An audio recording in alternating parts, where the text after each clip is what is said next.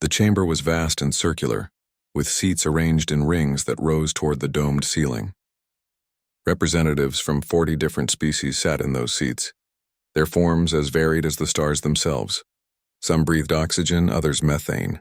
Some had scales, others had fur, and a few had nothing but crystalline structures that hummed with thought. Tamin stood at the center podium, his hands gripping the edges as he looked up at the assembled council. He was nervous, though he tried not to show it. The data chip in his pocket felt heavy, weighted with information that would change everything. "Honored members," he began, his voice amplified across the chamber.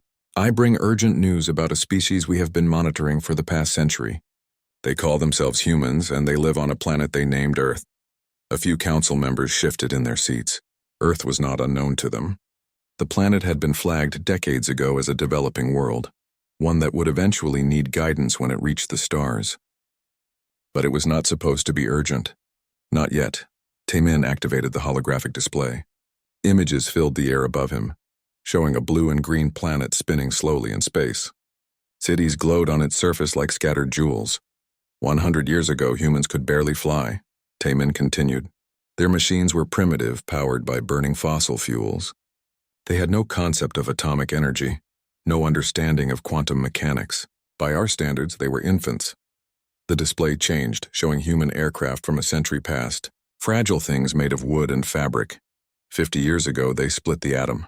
They built weapons of terrible power and nearly destroyed themselves with them. We noted this in their file as expected growing pains. Many species go through such phases. More images appeared, mushroom clouds rising over cities. Tamin saw several council members nod. Yes, this was normal. Primitive species often hurt themselves before learning wisdom. 20 years ago, they left their planet. They built stations in orbit and walked on their moon. We updated their status to pre-contact and estimated they would reach interstellar capability in another 500 years. The display showed grainy footage of humans in white suits bouncing across a gray lunar surface. But something has changed, Tamin said, his voice growing sharper. Something we did not predict. The images shifted again. Now they showed sleek ships, fusion reactors, and vast orbital platforms that dwarfed anything humans should have been able to build. This data was collected by our monitoring drones 3 months ago. Members of the Council, humanity has achieved in 1 century what takes most species 10,000 years. They have gone from burning wood to splitting atoms to building fusion reactors in the span of a single lifetime for their species. Silence filled the chamber. Even the crystalline beings stopped their humming. A voice boomed from the upper seats. It belonged to Hyunwoo, the military advisor to the Council. His species was large and covered in thick armor-like skin. How is this possible? Have they been contacted by another species? Is this a violation of our non-interference protocols? No contact has been made, Tamin replied. They achieved this alone. Our analysts believe it is due to their unusual social structure. Humans share information freely across their entire species. When one group makes a discovery, all groups benefit. Their rate of technological progress is exponential. That is dangerous, said another council member, this one resembling a massive insect with compound eyes.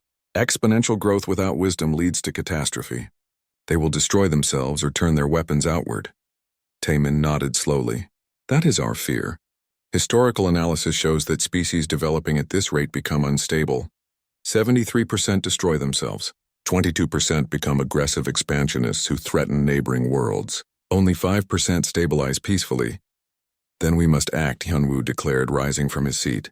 His voice carried the weight of someone who had fought in countless wars. We must place them under protective quarantine immediately. Lock down their system, prevent them from leaving, and guide their development slowly over the next millennium. Murmurs of agreement rippled through the chamber. Protective quarantine was a standard procedure. It had been used dozens of times before on species that developed too quickly or too dangerously.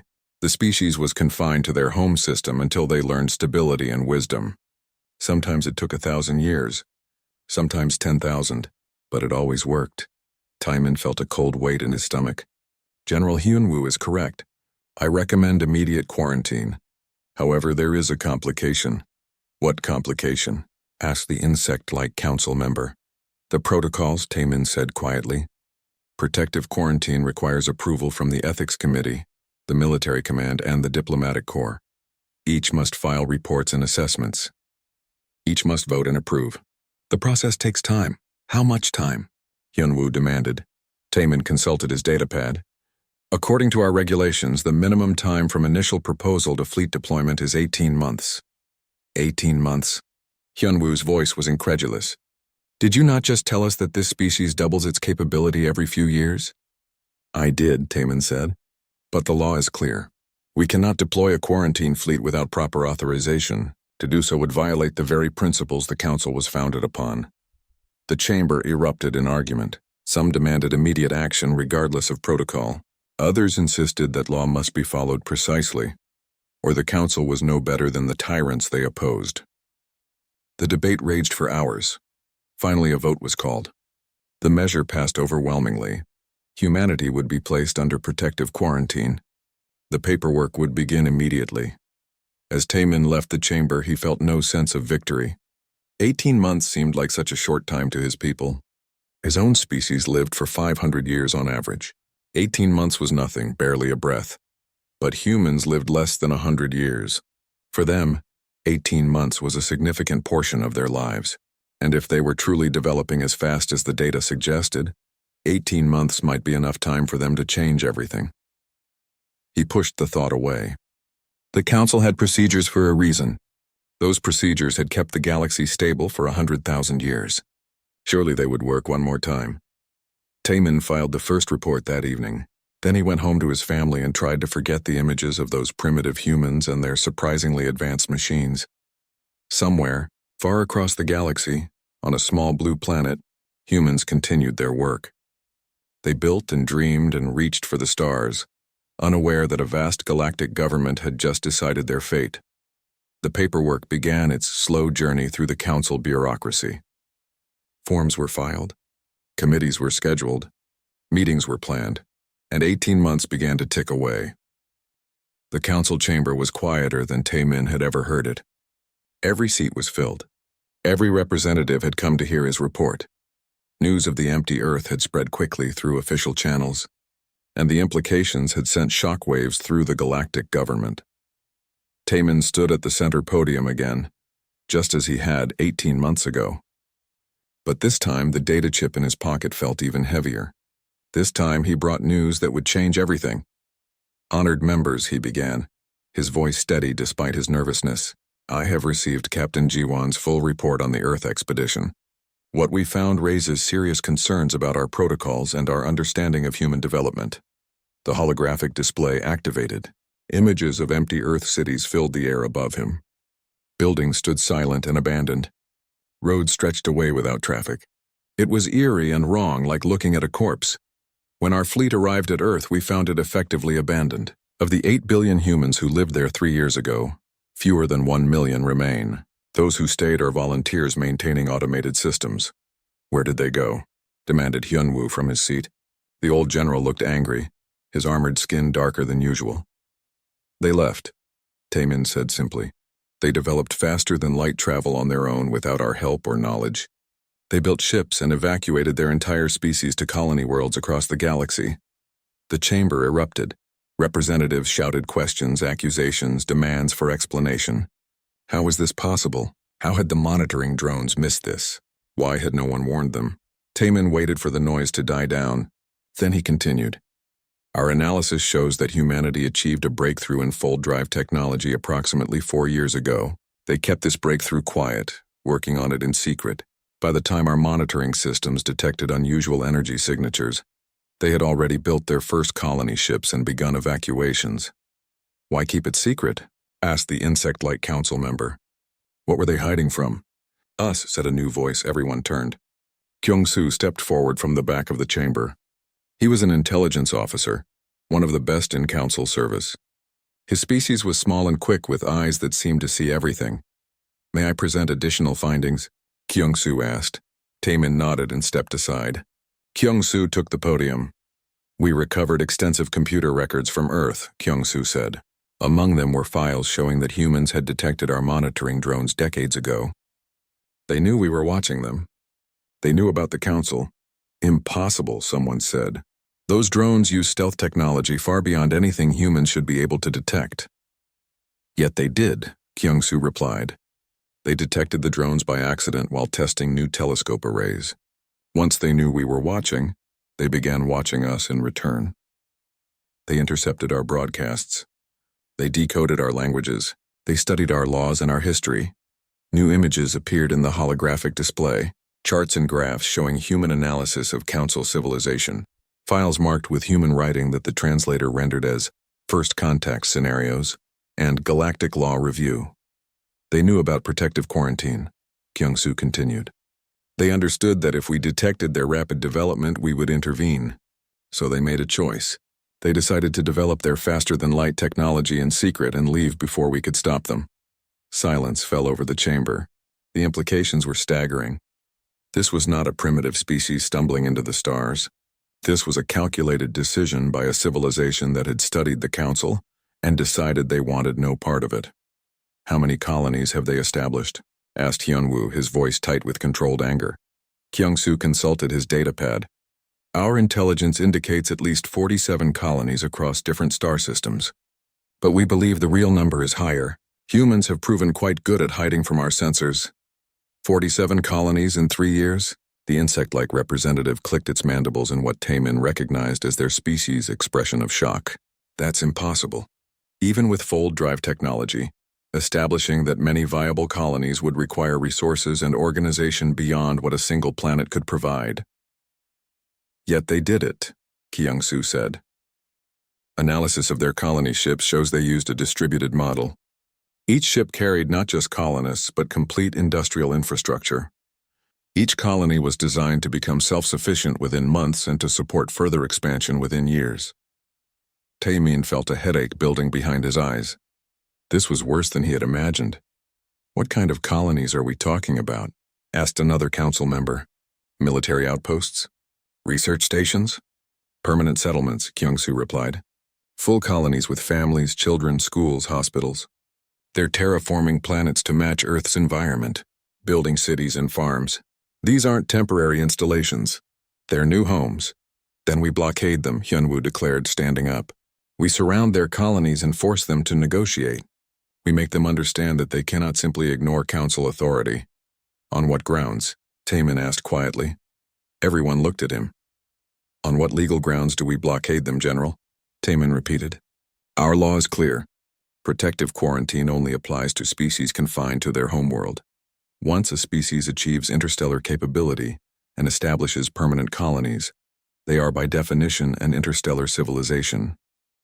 They have rights under council law. They never requested those rights, Hyun-woo argued. They never made contact. They never acknowledged our authority. They don't have to, said a new voice. An ancient being, one of the founders of the council, spoke from the highest seats. Her species lived for thousands of years, and she had seen civilizations rise and fall. The law does not require permission to exist. It simply recognizes existence. Humanity exists across multiple star systems. Therefore, humanity is an interstellar species, whether we like it or not. So we do nothing? Hyun-woo's voice was incredulous.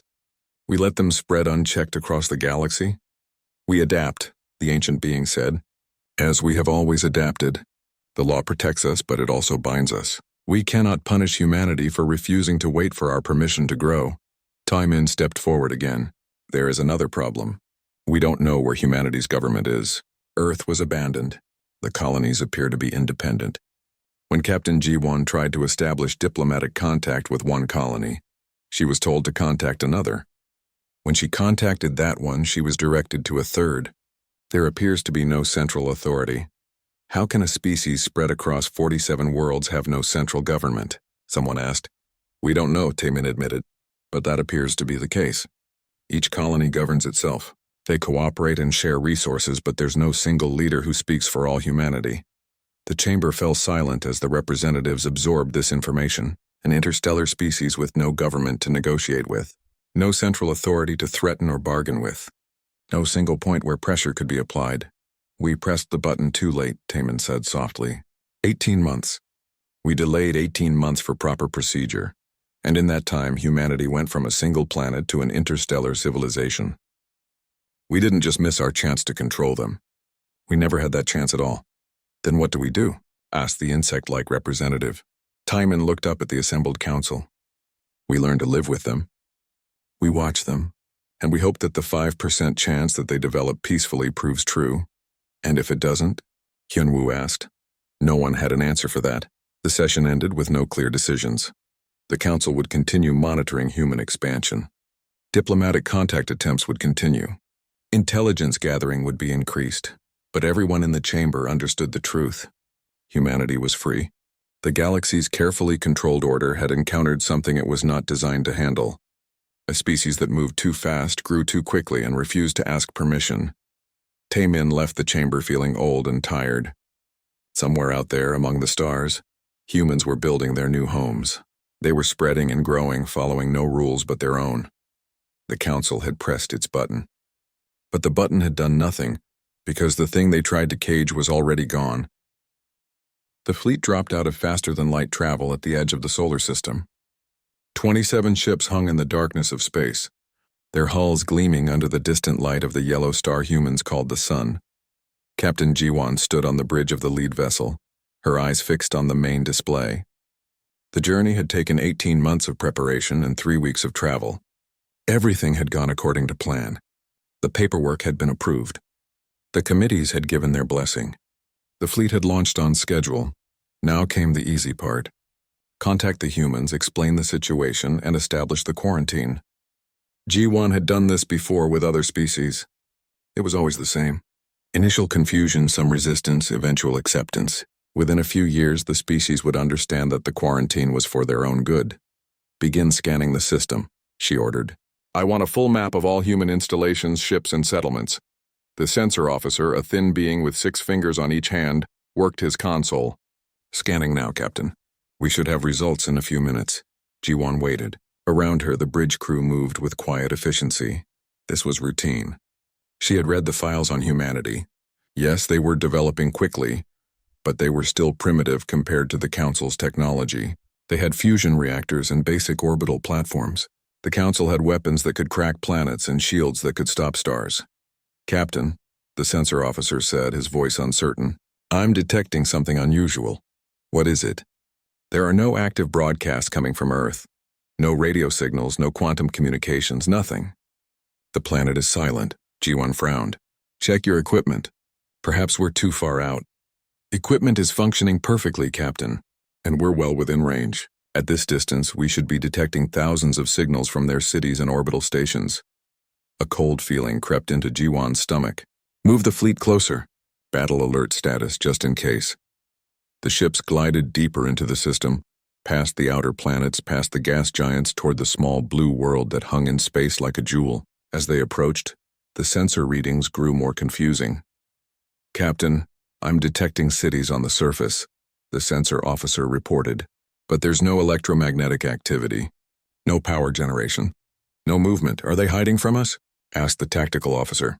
Impossible, G1 said. They don't have the technology to detect our approach. We're using stealth systems they couldn't even imagine. The fleet entered orbit around Earth. G1 stared at the planet on the main screen. Continents and oceans swirled below.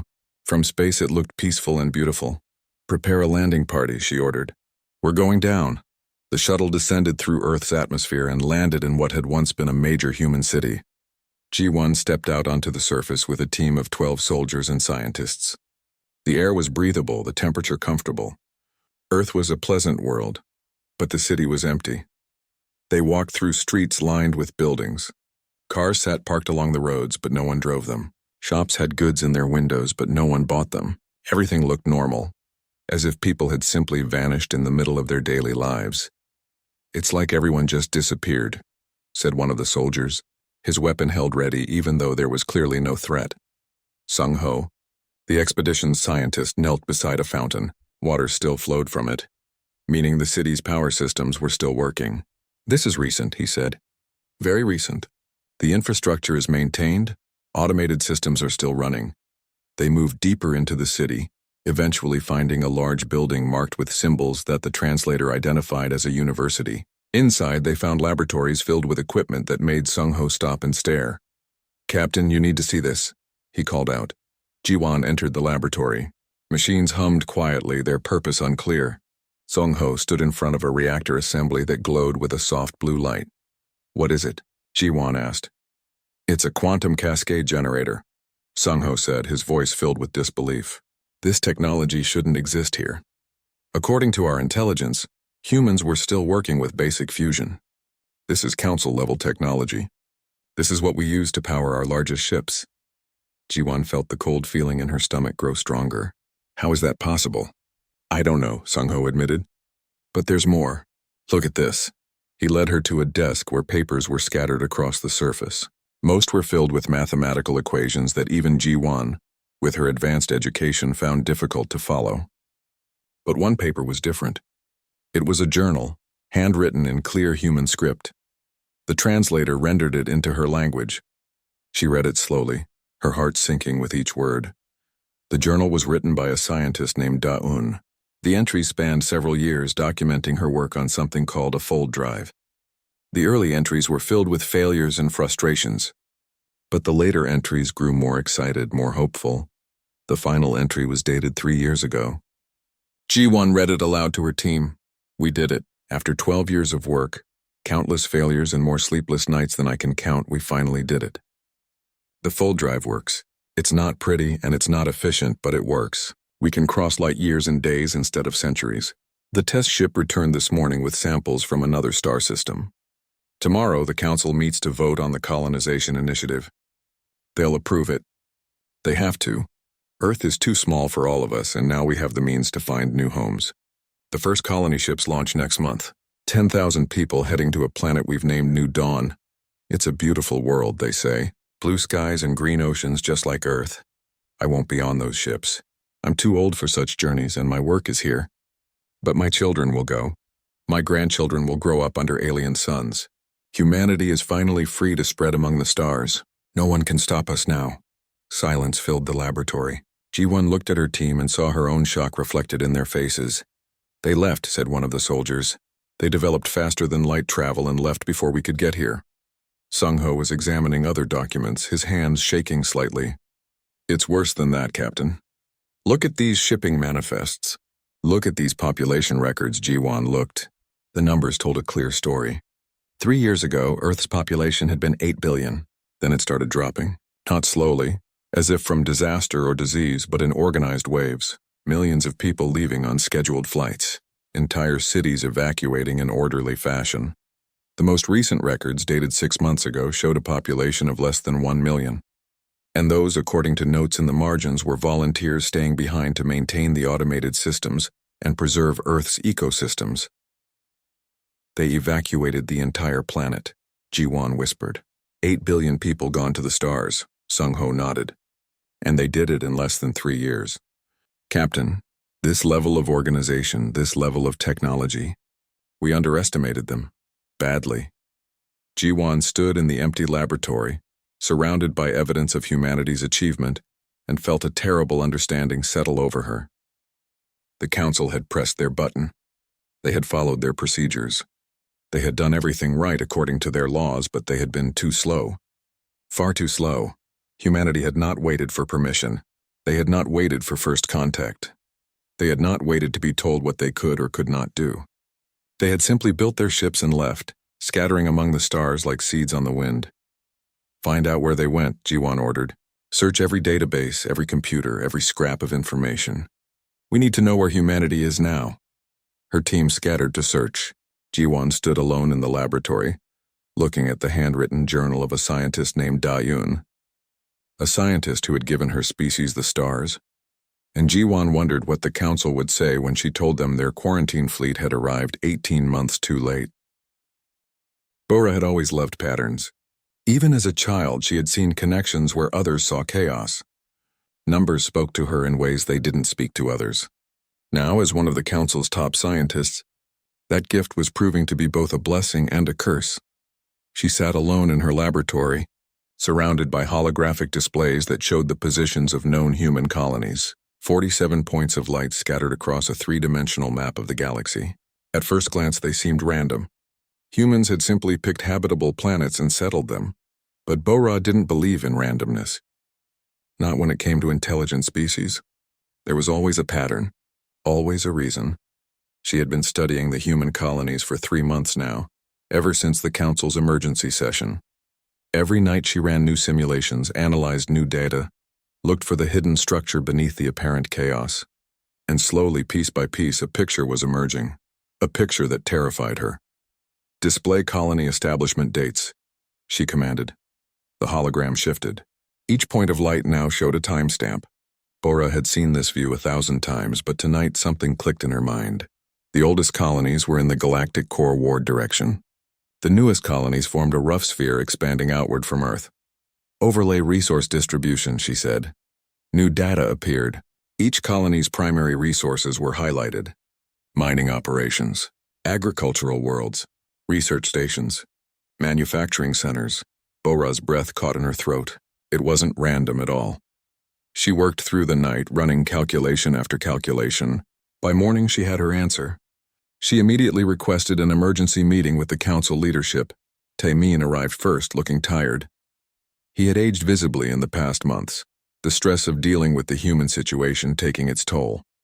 Hyunwoo came next, his military bearing as strong as ever despite his obvious frustration. Others followed until a small group of senior council members sat in the conference room. "Thank you for coming," Bora said. "I've discovered something about human colony placement. Something we need to understand immediately." She activated the holographic display. The map of human colonies appeared floating above the table.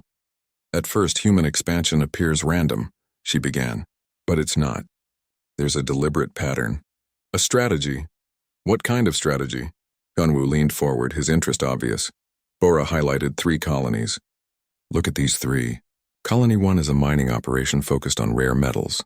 Colony 2 is agricultural, focused on food production. Colony 3 is a research station studying local stellar phenomena.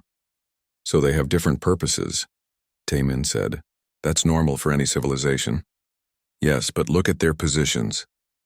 Bora drew lines connecting the 3 colonies. They form a triangle. Each one is exactly 16 light-years from the others, and look at the resources they exchange. Data streams appeared along the connecting lines. The mining colony shipped metals to the research station. The agricultural colony supplied food to both. The research station shared technological innovations with the others. "They support each other," someone observed. "More than that," Bora said.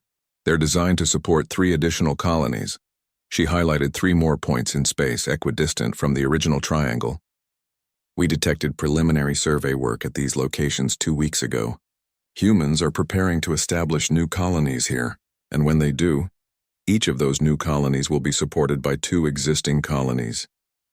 "A growth network," Hyunwoo said quietly. His military mind was clearly seeing the implications. "Exactly." Bora expanded the view. "Every human colony follows this pattern. Each one is positioned to support 3 new colonies. Each new colony receives resources and support from 3 established colonies. It's a self-reinforcing expansion network." She ran a simulation. The 47 colonies multiplied. 50 became 75. 75 became 112. The numbers grew exponentially, each generation of colonies supporting the next. "The growth rate is predictable," Bora continued. "At their current pace, humans will establish 100 colonies within 5 years. 500 within 15 years. Within 50 years, if this pattern continues, humanity will have colonies in every major sector of the galaxy." Silence filled the room. The simulation continued playing, showing human expansion spreading like a virus across the galactic map. "That can't be possible," Taemin finally said. "No species has ever expanded that quickly. The logistics alone would be impossible." "It's possible because of their distributed model," Bora explained. "Traditional expansion requires central coordination. A homeworld sends out colony ships, supplies them, supports them until they become self-sufficient.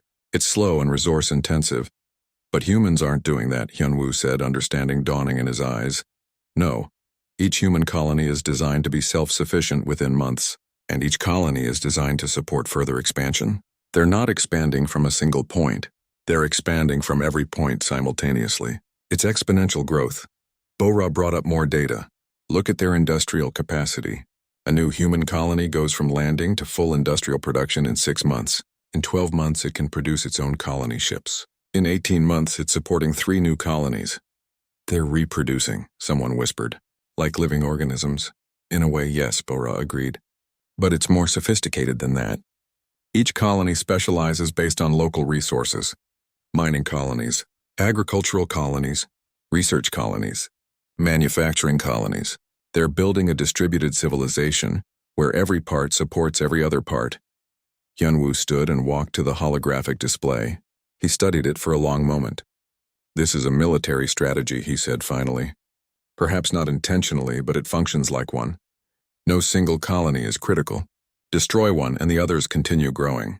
Destroy 10 and the others expand to fill the gap. Can we stop it? Asked one of the other council members. Stop it how? Hyunwoo turned from the display. We have regulatory authority over perhaps 100 systems. Humanity will have 500 colonies within 15 years. To blockade them all would require more ships than the council has ever built. Surely they'll run out of resources, Taemin said, or habitable planets, or the will to keep expanding. Bora shook her head. The galaxy has billions of habitable planets, and human colonies are designed to terraform marginal worlds. They're not limited to perfect Earth-like planets. As for resources and will, she pulled up more data. Analysis of human communication shows high morale and continued enthusiasm for expansion. They see it as their destiny. We're watching the birth of an empire, Hyunwoo said quietly. Not through conquest, but through simple reproduction and expansion. It's worse than that, Bora said. She called up a final chart. I ran projections comparing human expansion to the growth of other council species.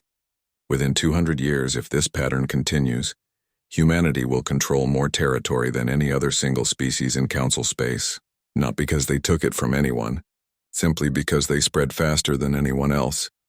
The room fell silent. Everyone stared at the projections, watching as human colonies multiplied across the galaxy. We have to make contact, Taemin said. Real contact. We need to understand what they want. What their goals are, whether they can be reasoned with. I agree, Hyunwoo said. But there's a problem. Who do we contact? They have no central government. No leader who speaks for all humanity. Each colony is independent, Bora added. Our intelligence suggests they cooperate voluntarily, but there's no hierarchy. No capital world. No chain of command. Then we contact them all, Taemin decided. We send diplomatic missions to every human colony. We learn how they think, how they organize, what they want from the galaxy. And if what they want is everything? Hyunwoo asked. Taemin had no answer for that. The meeting ended with plans to increase diplomatic efforts. More ships would be sent to human space. More observers would be deployed. More resources would be dedicated to understanding humanity. But as Bora sat alone in her laboratory later that night, staring at the pattern of human colonies, she couldn't shake a simple truth. The pattern was already set. The expansion was already happening. The council could watch, could try to understand, could attempt to negotiate, but they couldn't stop it. The button they had pressed 18 months ago had been meant to pause human development, to slow them down, to keep them safe and contained. Instead, humanity had scattered to the stars, and now they were spreading faster than anyone could have imagined, following a pattern that would reshape the galaxy. Bora wondered what the galaxy would look like in 200 years. Would the council still exist? Would the old order survive? Or would humanity's new approach to civilization replace everything that had come before? The pattern didn't lie. The numbers were clear. Change was coming, whether the council was ready or not. Young Mi had been a diplomat for 70 years. She had negotiated trade agreements with species who communicated through color changes. She had resolved territorial disputes between civilizations, separated by thousands of years of technological development. She had even once convinced a war fleet to stand down through nothing but patient conversation.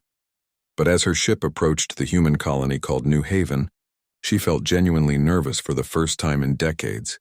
We're receiving a response to our hailing signal, her communications officer reported. They're welcoming us and providing landing coordinates.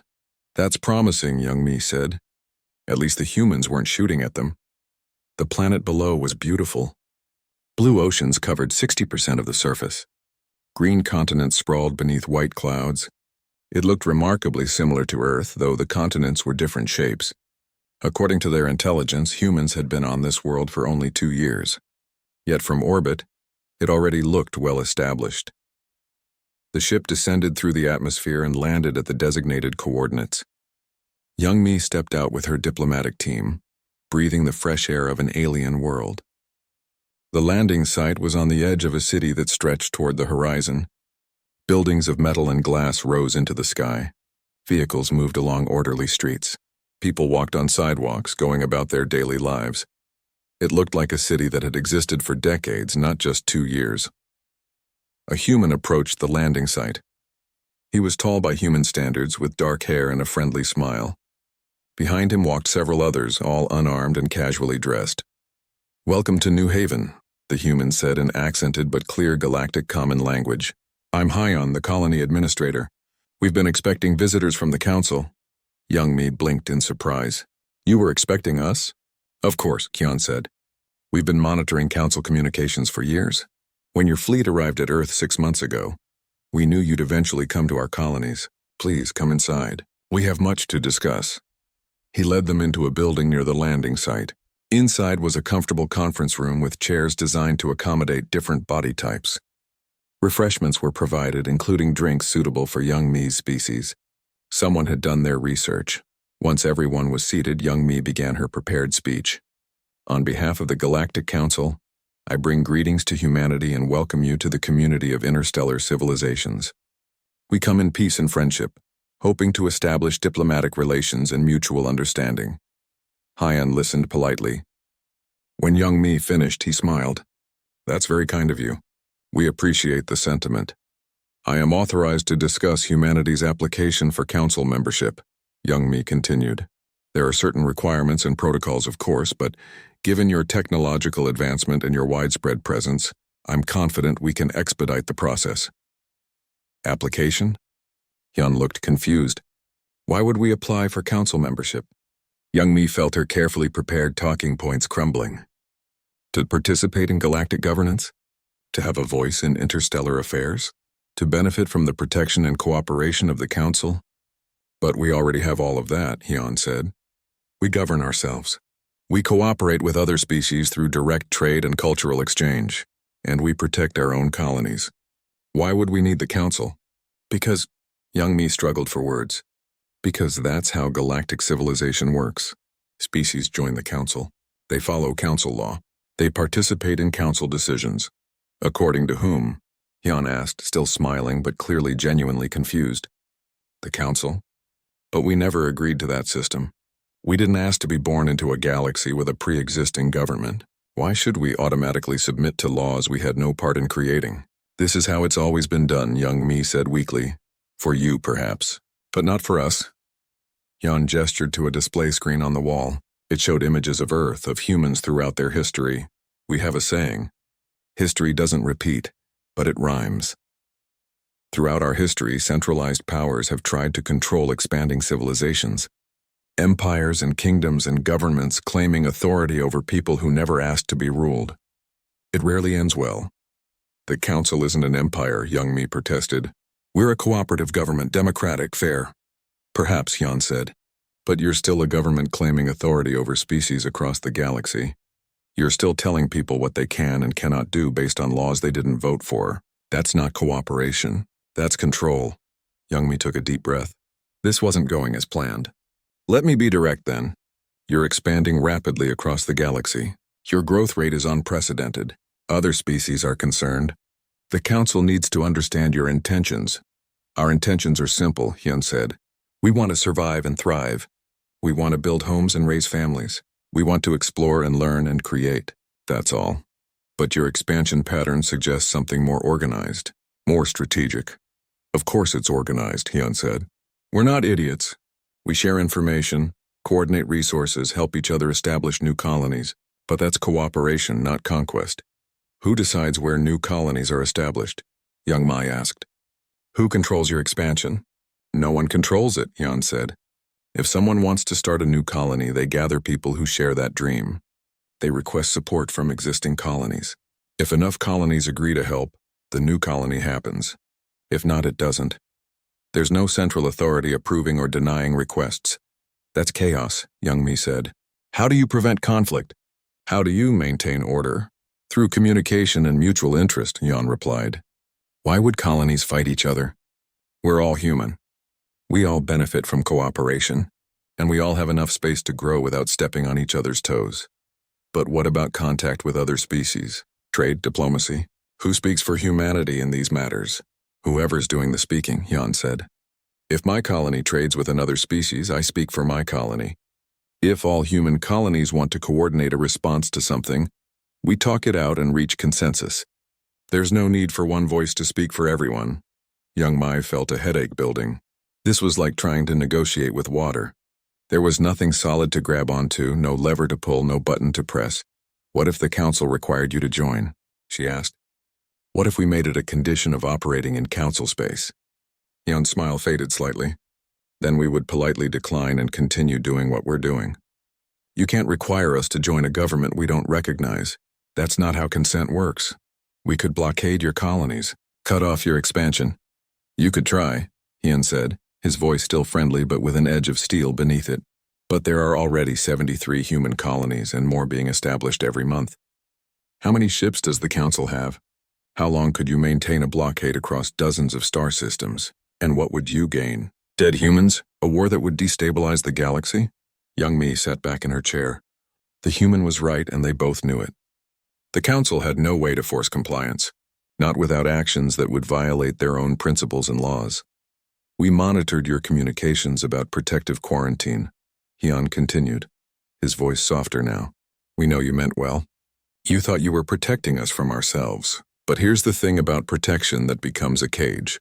No one wants it.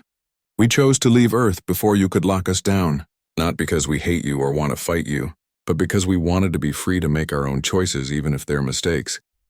And if you make those mistakes? Young Mai asked. If your rapid expansion leads to disaster? If you encounter threats you're not prepared for? Then we'll deal with it, Jan said simply, as we've always dealt with our problems, by working together, learning from our failures, and adapting. We don't need the council to save us from ourselves. They talked for hours more. Young Mai tried different approaches, different arguments. She explained the benefits of council membership. She warned of the dangers of isolation. She offered trade agreements and technology sharing. Jan listened to everything. He was polite, thoughtful, and completely unmoved. Finally, as the local sun was setting, Young Mi prepared to leave. What should I tell the council? She asked. What message should I bring back? Jan thought for a moment. Tell them we're not their enemies. Tell them we're happy to trade, to share knowledge, to cooperate on mutual interests. Tell them we respect the council's authority over species who choose to join it. But tell them we won't be joining. We're choosing a different path. And if the council can't accept that, then I guess we'll find out what happens when an unstoppable force meets an immovable object. Jan smiled. Though I hope it doesn't come to that. The galaxy is big enough for different ways of doing things. Young Mi returned to her ship feeling exhausted and oddly impressed. She had met many species in her long career. Some were warlike, some were peaceful, some were strange beyond understanding.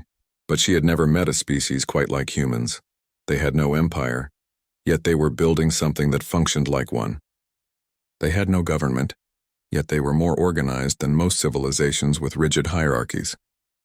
They wanted nothing from the council, yet they were reshaping the galaxy simply by spreading across it.